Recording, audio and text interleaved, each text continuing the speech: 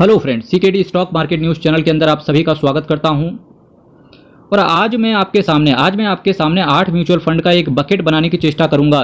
JP Morgan Chase का एक bond index होता है, ठीक है। उस बॉन्ड इंडेक्स के अंदर जेपी मॉर्गन चेस ने इंडिया का इंक्लूजन किया है, जिसका इंडिया का इंक्लूजन रहेगा 10% का। यानी कि फॉरेन काफ़ी इन्वेस्टर्स इंडिया के अंदर अब पैसा लगाने के लिए आएंगे उस बॉन्ड के थ्रू। जब बॉन्ड के अंदर पैसा, बॉन्ड एक्चुअली क्या होता है, फिक्स्ड इनकम सोर्स होते हैं, जहां पर आपको कंपनी को फायदा हो, नुकसान हो, कुछ भी हो, पर इन्वेस्टर्स को पैसा मिलना ही मिलना है। उसके लिए कूपन रेट तय किया जाता है। कूपन रेट 7% 8% के आसपास होता है, ठीक है। फिर भी सेकेंडरी बात करते हैं चल के। तो देखिए, जब फॉरेन इन्वेस्टर्स इंडिया के अंदर आएंगे, इसके साथ साथ जब फॉरेन इन्वेस्टर्स बॉन्ड में पैसा डालेंगे और इंडिया का इंक्लूजन 10% का है, इससे क्या बेनिफिट होगा कि जो फॉरेन इन्वेस्टर्स होंगे वो काफ़ी हद तक फिर इक्विटी के अंदर भी पैसा डालने आएंगे।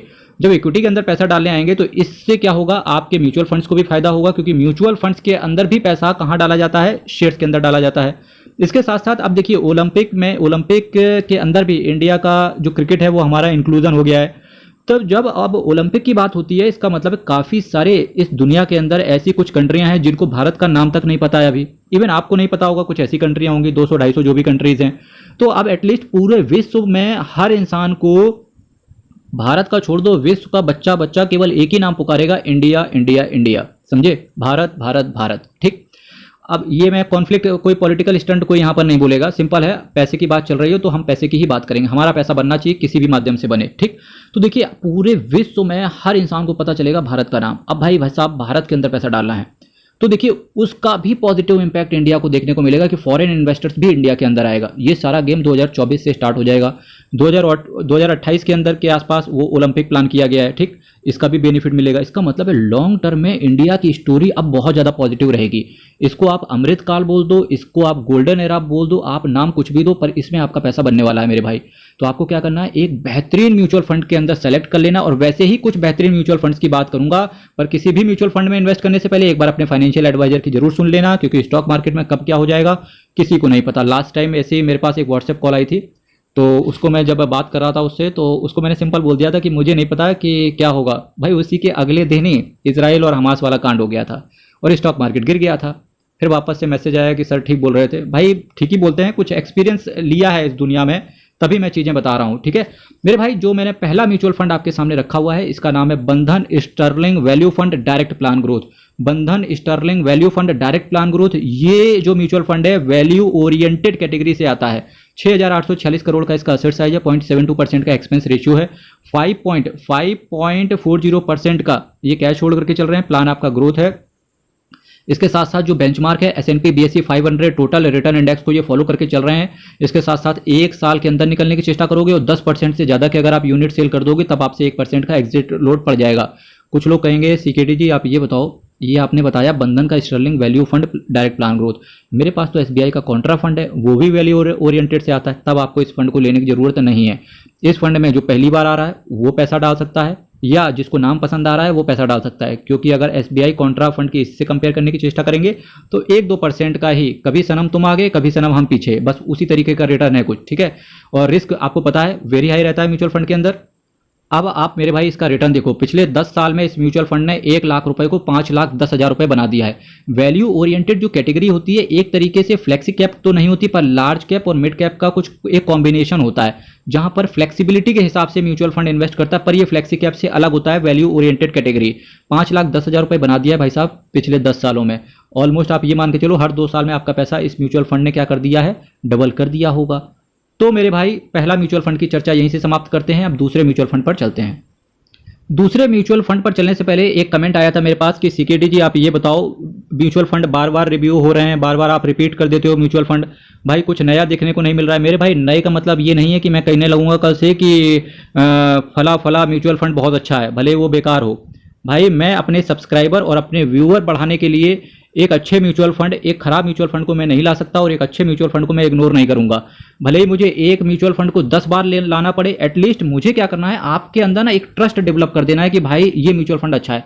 तो जब आप बार बार हर 3 महीने में किसी म्यूचुअल फंड का रिव्यू सुनोगे ना, तब आपके अंदर एक ट्रस्ट ऑटोमेटिक डेवलप हो जाएगा। इस चीज को आप फॉलो कीजिएगा, पक्का डेवलप हो जाएगा। उसके बाद आप खुद से निकाल पाओगे कि हाँ ये म्यूचुअल फंड अच्छा म्यूचुअल फंड है। तो ये कहने का तरीका है। हर बार मैं कुछ नया ले आऊं। भाई म्यूचुअल फंड पता है कितनी एसेट मैनेजमेंट कंपनी है इंडिया के अंदर? रजिस्टर्ड बता रहा हूं 42, अनरजिस्टर्ड देखेंगे तो 100-150 से ज़्यादा है।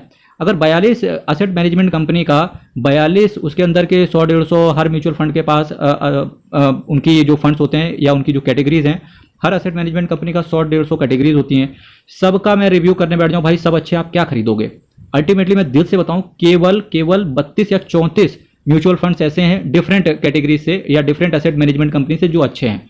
बाकी सारे म्यूचुअल फंड्स कहीं ना कहीं या तो बिलो एवरेज है या इंडेक्स या बेंचमार्क को तक बीट नहीं कर पा रहे हैं। मेरा सिर्फ क्या करना है कि अच्छे म्यूचुअल फंड और खराब म्यूचुअल फंड के बीच का डिफरेंस आपको बताना है। बाकी डिसीजन आपको स्वयं लेना है अपने म्यूचुअल फंड को देख करके, ठीक है। अल्टीमेटली आपका काम क्या होना चाहिए? सिंपल है, केवल एक काम करो, एक बार म्यूचुअल फंड को खरीदो और उसका हर 3 महीने में चुपचाप चले आओ यहाँ पर रिव्यू देखने के लिए। और ज्ञान लेना है तो पर डे मेरा वीडियो देखोगे, ऑटोमेटिक आप इंडिपेंडेंट बन जाओगे। जो मैंने नेक्स्ट म्यूचुअल फंड आपके सामने रखा हुआ है, इसका नाम है Kotak emerging equity fund direct plan growth. Emerging की जब भी बात होती है तो इसका मतलब है ये मिड कैप कैटेगरी से है। 33,918 करोड़ का इनका असेट साइज है, 0.37% का ये एक्सपेंस रेशियो चार्ज करके चल रहे हैं। एक्सपेंस रेशियो एक खर्चा है जो कि फंड मैनेजर आपसे चार्ज करता है आपके पैसे को मैनेज करने के लिए। प्लान आपका ग्रोथ है और डेफिनेटली यार चार्ज करना भी चाहिए, क्योंकि फ्री में दी हुई चीज की इज्जत कम होती है। 5.73% का कैश होल्ड करके चल रहे हैं। Nifty mid cap 150 total return index को इन्होंने बेंचमार्क के तौर पे लिया है। प्लान आपका ग्रोथ है, 365 दिन के अंदर निकलने की चेष्टा करोगे। 10% से ज्यादा की यूनिट बेच दोगे तो 1% का आपसे एग्जिट लोड लग जाएगा। सिक्योरिटी जी इतना क्रिटिकल ना बताओ, सीधे सीधे बताओ। सीधा सीधा यही है कि आज अगर आप म्यूचुअल फंड को खरीदोगे और 365 दिन तक आपको रुकना पड़ेगा। अगर नहीं रुकेंगे तो जो भी आपसे चार्जेस काटे जाएंगे सेल करते समय, इसके साथ साथ एक चार्ज आपसे और काट लिया जाएगा जो कि है एग्जिट लोड, और वो रहेगा 1% का। पिछले 10 साल में देखो 1 लाख रुपए को इस म्यूचुअल फंड ने 8,34,000 रुपए बना दिया है। इसके साथ साथ एक कमेंट भी बात करूंगा। एक कमेंट आया था मेरे पास, उसने कहा था कि भाई एक बार म्यूचुअल फंड खरीद लें, एक बार म्यूचुअल फंड खरीद लेते हैं, क्या उसको कभी भी बेच सकते हैं? आप म्यूचुअल फंड को खरीदो, चाहे एसआईपी के माध्यम से खरीदो, चाहे आप वन टाइम इन्वेस्टमेंट या लमसम के माध्यम से खरीदो।